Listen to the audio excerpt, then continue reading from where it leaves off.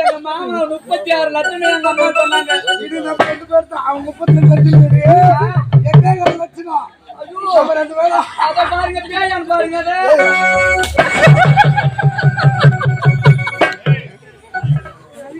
நெஞ்சில கால் வச்சு அமுக்கு போடுவான்.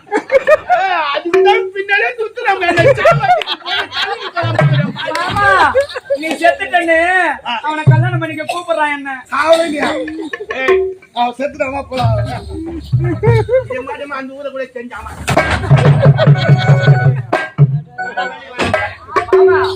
ஆமா இருந்தாலும்